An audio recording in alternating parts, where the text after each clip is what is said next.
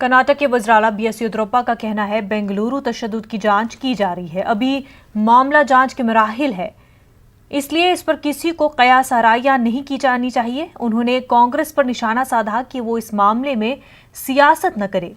ख्याल रहे कि बेंगलुरु पुलिस ने इस सिलसिले में 300 से जायद अफराद को गिरफ्तार किया है।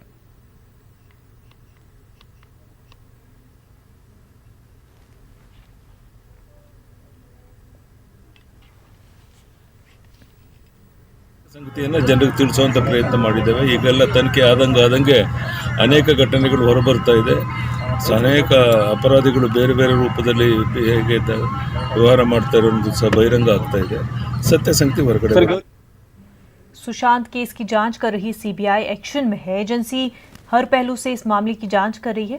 एजेंसी की टीमें सुबह से ही सरगर्म है। एजेंसी सुशांत के बावर्ची और सुशांत के मैनेजर सैमुअल मिरांडा से पूछताछ कर रही है। जराये के मुताबिक एजेंसी मुंबई पुलिस की फॉरेंसिक टीम और सुशांत का पोस्टमार्टम करने वालों डॉक्टरों का बयान भी दर्ज कर सकती है। इसके साथ साथ एजेंसी इस केस से जुड़े हर किरदार की कॉल डिटेल लेगी। तेलंगाना के नागर कर्नूल पावर प्लांट में फंसे 9 मुलाजमीन को बाहर निकालने के लिए NDRF की टीम वहां पहुंच गई है। NDRF की यह बचाव टीम 30 अरकान पर मुश्तमिल है। ये टीम प्लांट के सुरंग में दाखिल हो गई है। ख्याल रहे कि प्लांट में फंसे हुए 9 मुलाजमीन में एक उज़मा फातिमा भी है। उज़मा असिस्टेंट इंजीनियर है। जराये के मुताबिक बेसमेंट में शॉर्ट सर्किट की वजह से आग लगी। पैनल बोर्ड में आग पर काबू पा लिया गया है, लेकिन बेसमेंट में धुआं भर गया है।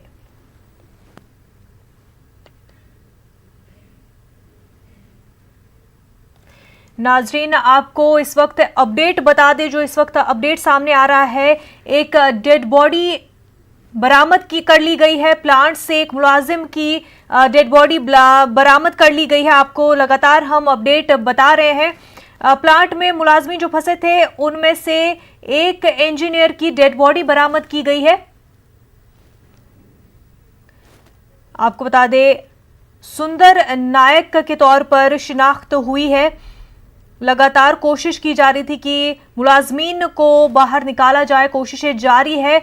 एक डेड बॉडी बरामद की गई है। इंजीनियर सुशांत, माफ कीजिएगा, सुंदर नायक की डेड बॉडी जो है बरामद की गई है और अभी भी कोशिशें जारी है। सुरंग के जरिए जो है बाकी मुलाजमीन को वहां से निकालने की कोशिश की जा रही है। आग पर काबू पा लिया गया है, लेकिन धुएं की वजह से जो है मुश्किलात सामने आ रही थी। मुलाजमीन को बाहर निकालने में काफ़ी दिक्कत आ रही है और इस वक्त जो अपडेट सामने आ रहा है वो ये कि एक इंजीनियर की लाश बरामद की गई है। वहीं तेलंगाना कांग्रेस के कारगुजार सदर पूनम प्रभाकर ने श्रीसेलम पावर प्लांट में आग लगने पर अफसोस का इजहार किया है। उन्होंने इल्जाम लगाया कि हुकूमत ने मुनासिब एहतियाती इक़दाम नहीं किए। उन्होंने इस मामले की जांच करने और कसूरवारों पर कार्रवाई करने की मांग की। में गत 10 दिन से बहुत बारिश हो रहा है। ये जानकारी रहने के बावजूद भी सरकार सो जा रही है। कहीं भी कुछ भी कार्रवाई करने का, यहाँ प्रोजेक्ट अगर पोर्ट वहाँ ओवरफ्लो होते हुए भी एक सरकार के लिए कोई कुछ भी चलन नहीं है। उसी में आज कल श्रीशैलम में जो इलेक्ट्रिसिटी प्रोडक्शन के जगह कुछ संगठन हुआ, ये ऐसे चीज़ फिर नहीं होने जैसा सरकार, तेलंगाना सरकार जागे और पूरे इंस्पेक्शन करे और इसमें कोई भी किसी का भी गलती है उसके ऊपर एक्शन ले और आइंदा ऐसा संगठन नहीं हो जैसा कार्रवाई करना चाहिए। नाज़रीन, पावर प्लांट में फंसे मुलाजमीन को निकालने की कोशिशें जारी है। इसी बीच आपको अपडेट बता दें, एक शख्स की लाश बरामद की गई है। असिस्टेंट इंजीनियर सुंदर की हैसियत से शिनाख्त हुई है। पावर प्लांट में फंसे मुलाजमीन को निकालने की कोशिशें की जा रही है, लेकिन इस वक्त एक शख्स की लाश बरामद हुई है जिनकी पहचान असिस्टेंट इंजीनियर सुंदर के तौर पर हुई है। बेसमेंट में, पावर प्लांट के बेसमेंट में पूरा धुआं भर गया है और जिसकी वजह से रेस्क्यू ऑपरेशन में काफ़ी दिक्कतें सामने आ रही है। मुलाजमीन को वहां से निकालने में काफ़ी दिक्कत आ रही है। सुरंग के जरिए जो है उन तक पहुंचने की कोशिश हो रही है और इस बीच एक शख्स की लाश बरामद हुई है, जिनकी शिनाख्त असिस्टेंट इंजीनियर सुंदर की हैसियत से हुई है।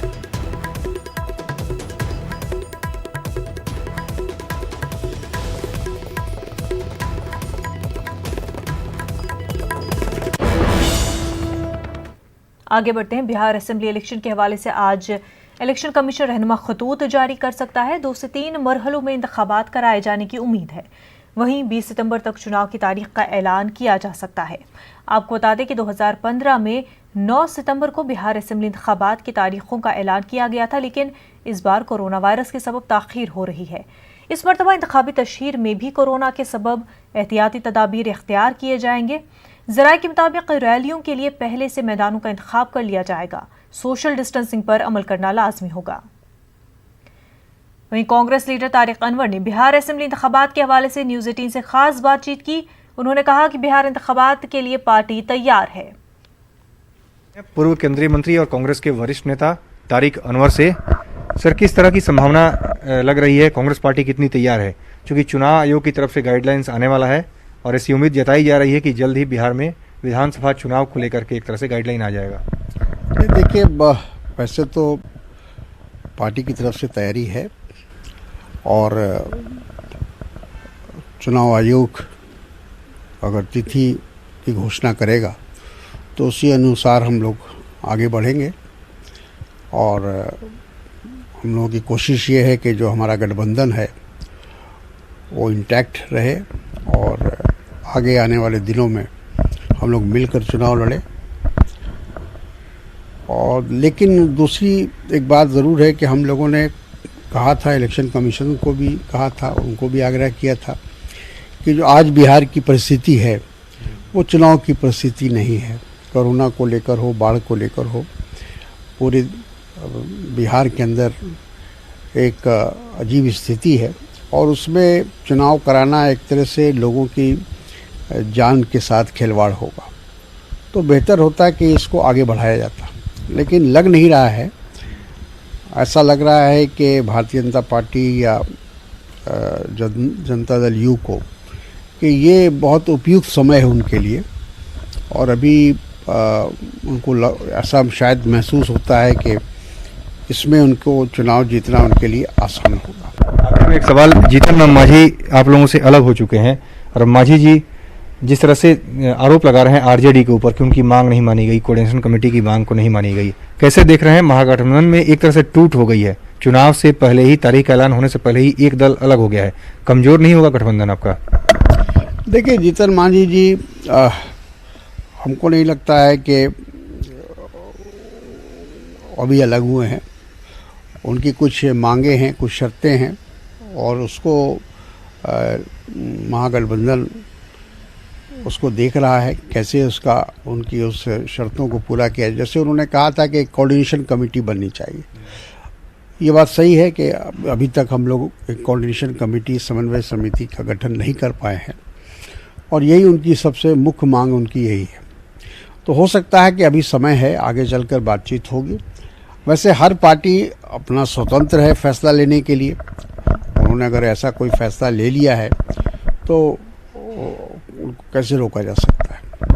बहुत धन्यवाद। तो ये थे कांग्रेस के वरिष्ठ नेता तारिक अनवर। कैमरामैन अप्पू पाठक के साथ अमितेश, न्यूज़ 18 दिल्ली। कोरोना के नए मामले बड़ी तादाद में सामने आ रहे हैं, हालांकि मुल्क की रिकवरी रेट भी बेहतर है। पिछले 24 घंटों में 68,898 नए मामले सामने आए हैं। इन नए मामलों के रोशनी में आने के बाद मुल्क में कोरोना मुतासरीन की मजमूई तादाद 29,05,824 हो गई है। उनमें 6,92,028 एक्टिव मामले हैं। वजारत सेहत की जानिब से जारी करदा एदाद-ओ-शुमार के मुताबिक अब तक 21,58,947 अफराद सेहतियाब हो चुके हैं, जबकि पिछले 24 घंटों में 983 अफराद की मौत हो चुकी है। मुल्क में अब तक 54,849 अफराद कोरोना का शिकार हो चुके हैं। ICMR के मुताबिक पिछले 24 घंटों में 8,05,985 सैंपल की जाँच की गई। अब तक 3,34,67,237 सैंपल की जाँच की जा चुकी है। वहीं दिल्ली में कोरोना के दरमियान सीएम केजरीवाल ने काबिल सताइश कोशिश की है। कोरोना से मरने वाले दिल्ली MCD मुलाजमीन के अहल खाना से मुलाकात की और उन्हें 1 करोड़ का मुआवजा दिया। सीएम केजरीवाल ने कहा कि सबको मिलकर कोरोना को हराना है, इसलिए हुकूमत को अवाम के साथ और अवाम को हुकूमत का साथ देना होगा।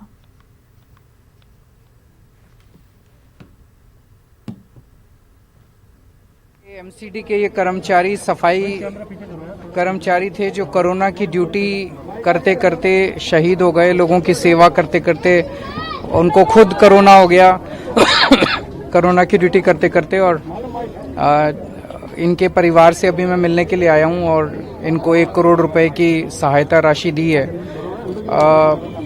हमें ऐसे सभी कोरोना वॉरियर्स के ऊपर गर्व है जो दिल्ली की जनता की सुरक्षा के लिए अपने प्राण न्यौछावर कर रहे हैं। इसका हमें दुख भी है कि वो शहीद हुए, उसका तो कुछ नहीं कर सकते, लेकिन उनके परिवार को जो भी और बन पड़ेगा हम उनकी पूरी मदद करेंगे। कर्नाटक में 10वीं और 12वीं जमात के इम्तहानात में उर्दू मजमून में इम्तियाजी नंबरात हासिल करने वाले तलबा की कर्नाटक उर्दू एकेडमी हौसला अफजाई करेगी। बेंगलुरु में एकेडमी के रजिस्ट्रार आयशा फिरदौस ने कहा कि उर्दू मजमून में 80% से ज़ायद मार्क्स हासिल करने वाले तलबा को नकद रकम बतौर इनाम दी जाएगी। SSLC के तलबा को 2000 जबकि PUC दोम के तलबा को 3000 रुपये की रकम इनाम के तौर पर दी जाएगी। PUC और SSLC के रिजल्ट्स ऑलरेडी आउट होकर आ चुके हैं, तो हम PUC बोर्ड और SSLC बोर्ड से जो भी Urdu first language, second language, third language जो भी है, वो जो भी बच्चे ये सेलेक्ट करके उम्दा मार्क्स मतलब हाईएस्ट मार्क्स लेकर हैं, तो उन सबको हम एक इंसेंटिव, वो भी एक प्राइज़ मनी के हिसाब से देने की एक स्कीम शुरू कर रहे हैं इस बार। कर्नाटक में अमन, इत्तेहाद, भाईचारे को बरकरार रखने के लिए पंचायत से लेकर जिला सतह तक पीस कमेटियां कायम की जाएंगी। मुस्लिम ईसाई तबके के गरीब खानदानों के लिए हाउसिंग स्कीम में 15% रिजर्वेशन नाफिज किया जाएगा। वज़ीर-ए-आज़म 15 नुकाती प्रोग्राम कमेटी की मीटिंग में ये अहम फैसले लिए गए हैं। बेंगलुरु में कमेटी के रुकन और राज्यसभा के मेंबर डॉक्टर नासिर हुसैन ने कहा कि रियासत के चीफ सेक्रेटरी की सदारत में प्राइम मिनिस्टर 15 नुकाती प्रोग्राम कमेटी की अहम मीटिंग बेंगलुरु में मुनक्किद हुई। अक़लियतों के कई मसाइल पर इस मीटिंग में गुफ्तगू हुई। मंडल पंचायत के लेवल पे और छोटे छोटे शहरों में भी पीस कमिटीज बनाया जाए और रेगुलर उसकी मीटिंग्स कराया जाए, ताकि जो है आपस में लोगों में पोलराइजेशन ना हो और तासुब कम हो करके। तो इस बात को उन्होंने माना है और इमीडिएटली इन्होंने बोला है कि ये पीस कमिटीज बनाए जाएंगे। उसके अलावा प्राइमरी और हाई स्कूल के बारे में भी बात की है, खासकर उर्दू टीचर्स और उर्दू मीडियम में पढ़ाने के लिए टीचर्स की जो कमी है उसको लेके पिछले बार भी इशू उठाया गया था। इस बार उसके ऊपर क्या एक्शन टेकन रिपोर्ट है करके बोल के हम लोगों ने जब सवाल उठाए तो उन्होंने जवाब दिया कि 175 उर्दू के टीचर्स को अपॉइंट करने का परमिशन MHRD से उन्होंने पूछा है। 175 टीचर्स वो अपॉइंट करेंगे। बाद में हाउसिंग के बारे में ये भी आया कि अगर वक्फ बोर्ड अपना लैंड दे सकती है तो वो हाई राइज बिल्डिंग्स बना के मुसलमानों को ही उसमें रखने के लिए, गरीब मुसलमानों को घर देने के लिए हाई राइज बिल्डिंग बनाने का काम वो लोग कर सकते हैं करके। तो वक्फ बोर्ड, क्योंकि मैं वक्फ बोर्ड का मेंबर भी हूँ, तो मैंने ये बोला कि अक़लियतों के लिए बहुत सारे स्कीम्स तो हैं, लेकिन housing schemes separately only for मुसलमानों के लिए अगर करना है आपको, हम वक्फ बोर्ड के ज़मीन देने के लिए तैयार हैं, लेकिन शर्त यह है कि जितना हमारे लिटिगेटेड ज़मीन है जहाँ पे एंक्रोचमेंट बहुत ज़्यादा है, उन तमाम एरियाज़ में ये एंक्रोचमेंट हटाएं और वो अपनी थोड़ी सी जगह में वो हाई राइज बिल्डिंग्स बना लें, बाकी की जगह वो वक्फ बोर्ड के हवाले करें। ब्रेक के बाद आपका खैर मकदम है। झारखंड एकेडमिक काउंसिल के चेयरमैन डॉक्टर अरविंद प्रसाद ने कहा कि मदरसा इम्तहानात 2020 का इनेकाद रियासती हुकूमत की इजाज़त के बाद ही किया जाएगा। न्यूज़ 18 उर्दू से खास बातचीत में उन्होंने वाज़ेह किया कि इसके लिए डिज़ास्टर मैनेजमेंट को ख़त लिखा गया है। साथ ही उन्होंने इस साल से आलिम फाजल दर्जे के इम्तहानात के इनेकाद से इनकार कर दिया। काउंसिल के चेयरमैन ने कहा कि उस्तानिया ता मौलवी दर्जे के इम्तहानात का ही इनेकाद किया जाएगा। गौरतलब है कि कोरोना वबा की वजह से मदरसा इम्तहानात 2020 का अब तक इनेकाद नहीं हो सका, जिसकी वजह से तलबा और असातिज़ा परेशान हैं। परीक्षा हमारी लंबित है। मध्यमा, मदरसा और इंटर वोकेशनल।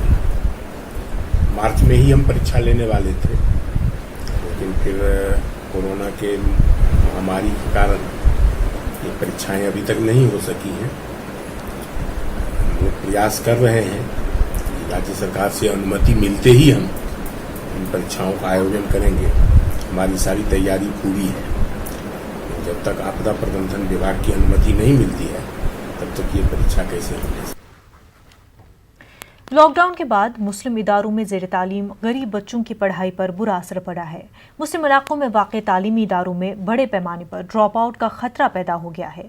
तालीमी इदारों से गरीब बच्चों को जोड़ने और उनकी तालीम का सिलसिला जारी रखने के लिए मुस्लिम टीचरों ने अपनी तरफ से माली ताउन करने का फैसला किया है। मुस्लिम टीचर्स गरीब बच्चों की फीस अपनी जेब से अदा करने और उनकी मुफ्त किताबें मुहैया कराने का काम कर रहे हैं। पेश इलाहाबाद से खास रिपोर्ट। एक सदी से भी ज्यादा पुराना इलाहाबाद का Majidia Islamia inter college in दिनों सख्त बुहरानी हालात से गुजर रहा है। इस साल बहुत कम बच्चों ने कॉलेज में दाखिला लिया है। यहाँ पढ़ने वाले ज्यादातर बच्चों का ताल्लुक माशी तौर से पसमानदा तबकात से है। लॉकडाउन और माशी मंदी की वजह से इस बार बहुत कम बच्चों ने कॉलेज में दाखिला लिया है। यहाँ के टीचरों ने अपने जाती खर्च पर बच्चों का दाखिला कराने और उनको मुफ्त किताबें मुहैया कराने का फैसला किया है। तमाम टीचर्स ने मिलकर ये तय किया, हम लोगों ने कलेक्शन किया। इवन इंटर से लेकर 6 क्लास से लेकर इंटर तक उन बच्चों की फीस हम लोगों ने खुद से जमा किया। और ये बात जिनके पास भी पैसा नहीं था उनको बुला कर यानी घर से बुला कर लाए, उनको फ़ोन किया कि आप आइए, आपका एक भी पैसा नहीं लगेगा। लॉकडाउन के दौरान जैसा कि आप जानते हैं कि बिजनेस, धंधा पानी, नौकरी चाकरी सब बहुत बंद पड़ा है प्राइवेट सेक्टर में, और ज़्यादातर फैमिली प्राइवेट सेक्टर में है, उनका खुद का बिजनेस है। तो हम लोगों ने डिसाइड किया है, सारे टीचर्स मिल करके, ऐसे बहुत सारे गरीब बच्चे आते थे जो प्रवेश नहीं ले पाते थे, उनके पास पैसे का अभाव था। तो हम लोगों ने डिसाइड किया था कि हम लोग मिल करके 1,50,000 रुपए की व्यवस्था करेंगे, एक फंड बनाएंगे। जिन बच्चों के पास पैसा नहीं है वो बच्चे आएंगे, उनको निःशुल्क प्रवेश दिया जाएगा। मजीदिया इस्लामिया इंटर कॉलेज के असातिज़ा ने यहाँ दाखिला लेने वाले बच्चों की फीस अपने जेब खास से अदा करने का फैसला किया है। कॉलेज इंतजामिया से वाबस्ता अफराद का कहना है कि इदारे में ज़ेर तालीम बेशतर बच्चे माशी मुश्किलात का शिकार हैं। यही वजह है कि उनके वालिदैन अपने बच्चों का दाखिला कॉलेज में नहीं करा पा रहे हैं। महामारी का दौर इतना खतरनाक चल रहा है, पूरी दुनिया में बीमारी फैली हुई है और गरीब बच्चे हमारे यहाँ आते हैं बहुत ज़्यादातर। पूरा इलाका हमारा जो है गरीब बच्चों से भरा हुआ है। उनके लिए हमारे कॉलेज में मैनेजमेंट ने, हमारे प्रिंसिपल ने, हमारे साथियों ने मिलकर बहुत काम किया है। और सबसे बड़ी बात है कि सबसे पहले पूरे कॉलेज के उसको सैनिटाइज़ किया गया है। गेट पे मशीन लगी हुई है, उसे चेक किया जाता है कि मतलब कोई कोरोना पॉजिटिव तो नहीं है, उसको देखा जाता है। सैनिटाइजर रखा हुआ है, बच्चों की इस व्यवस्था की गई है। और जो भी हो सकता है हमारा मैनेजमेंट, हमारा कॉलेज उसके लिए पूरा करता है। ख्याल रहे कि लॉकडाउन के बाद मुस्लिम इलाकों में माशी बदहाली में मजीद इजाफा हुआ है। लॉकडाउन की वजह से मुस्लिम कारीगरों और दुकानदारों की मुआशी मुश्किलात में कई गुना इजाफा हुआ है। मुआशी परेशानियों की वजह से मुस्लिम तालीमी इदारों में नए दाखिले बहुत कम हो रहे हैं। ऐसे में मुस्लिम बच्चों की तालीम का सिलसिला जारी रहे, इसीलिए टीचरों ने जाती तौर पर मुस्लिम बच्चों की माली इमदाद करने का फैसला किया है। न्यूज़ 18 उर्दू के लिए इलाहाबाद से मुश्ताक आमिर की रिपोर्ट। कर्नाटक के रायचूर में KPSC गेस्टेड प्रोबेशन एग्जाम के इनकाद के सिलसिले में इम्तहानी अमले के लिए वर्कशॉप का इनकाद अमल में आया। जिला इंतजामिया की जानिब से मुनक़िदा वर्कशॉप का रायचूर जिला deputy commissioner R Venkatesh Kumar ने शम्मा रोशन करके आगाज़ किया। इस मौके पर R वेंकटेश कुमार ने खिताब करते हुए कहा कि कर्नाटक पब्लिक सर्विस कमीशन की जानिब से मुनक़िद होने वाले गेस्टेड प्रोबेशन इम्तहान रियासत में काफ़ी अहमियत के हामिल हैं। उन्होंने कहा कि 24 अगस्त को मुनक़िद होने वाले इस इम्तहान के लिए कोरोना की मुनासबत से सभी इंतजामात किए जाने चाहिए। उन्होंने अहदेदारों को हिदायत दी इम्तहानात में नकल नवीसी को रोकने के लिए ठोस इक़दामात करें। राज्यದಲ್ಲಿ ನಾವು ಮಾಡುವ ನೇಮಕಾತಿಗಳಲ್ಲಿ ಒಂದು ಉನ್ನತ ನೇಮಕಾತಿ ಅಂತ ಕರೀತಾರೆ. ಈ ಸ್ಟೇಟ್ ಲೆವೆಲ್ನಲ್ಲಿ ರಾಜ್ಯ ಮಟ್ಟದಲ್ಲಿ ವಿವಿಧ ಹುದ್ದೆಗಳಿಗೆ ನೇಮಕಾತಿ ಆಗ್ತದೆ. ಅದರಲ್ಲಿ ನಿಮಗೆಲ್ಲ ಗೊತ್ತಿದೆ ಚೆನ್ನಾಗಿ, ಜಾಸ್ತಿ ಹೇಳುವಂಗಿಲ್ಲ. ಒಂದು ಉನ್ನತ ನೇಮಕಾತಿ. खुश्क साली से मुतासरा मराठवाड़ा में किसानों की खुदकुशी कोई नई बात नहीं है, लेकिन इजाफी बारिश भी किसानों के लिए जानलेवा साबित हो रही है। किसानों की खुदकुशी की खबरें मामूल का हिस्सा बन चुकी है, लेकिन ये पहला मौका है कि एक खातून किसान ने कर्ज न अदा कर पाने की वजह से खुदकुशी कर ली। न्यूज़ 18 की टीम ने इस गांव में पहुंचकर खातून की खुदकुशी के असबाब जानने की कोशिश की। देखिए रिपोर्ट।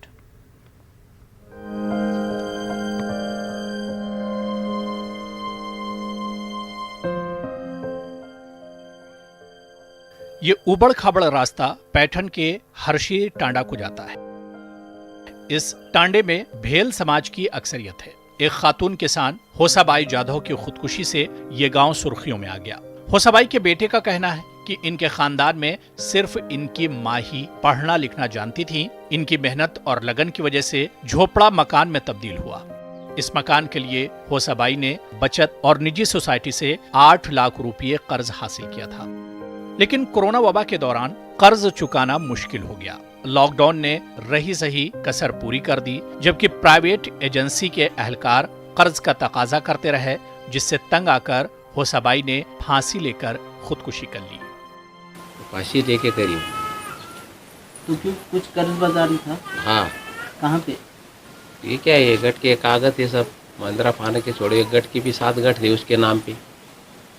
उन्होंने जो उठाए वाली थी, उन्होंने से उसके हाथ में था सब हमारा।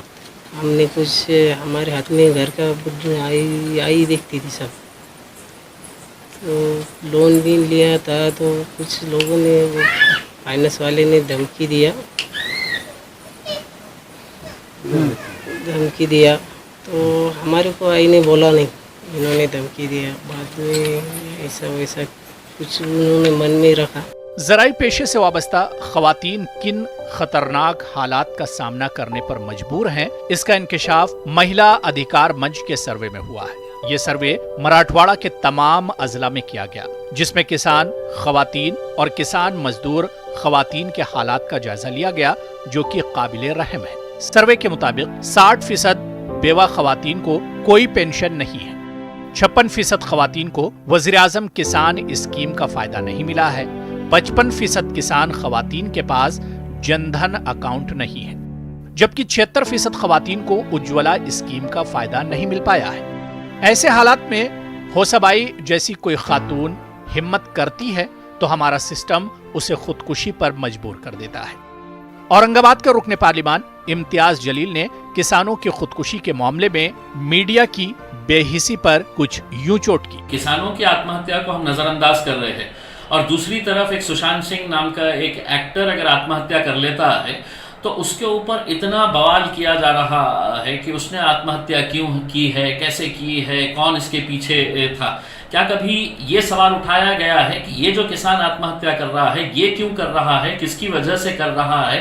इतनी मेहनतें करने के बावजूद भी अगर हर रोज इस राज्य के अंदर किसान आत्महत्या कर रहा है तो कहीं ना कहीं हम सबको ये सोचने की ज़रूरत है कि कहाँ हम गलत जा रहे हैं। ये बहुत ही दुर्भाग्यपूर्ण और अफसोसपूर्ण बात है। ये होसाबाई जाधव ने अपनी हिम्मत और हौसले की बुनियाद पर इस घर को तो बना दिया, लेकिन इस घर की तामीर में जो कर्ज लिया गया था वो कर्ज उनके लिए जानलेवा साबित हुआ। कर्ज फेर नहीं पाने की वजह से होसाबाई जाधव ने अपनी ज़िंदगी का खात्मा कर दिया। अजहरुद्दीन, न्यूज़ 18 उर्दू, औरंगाबाद।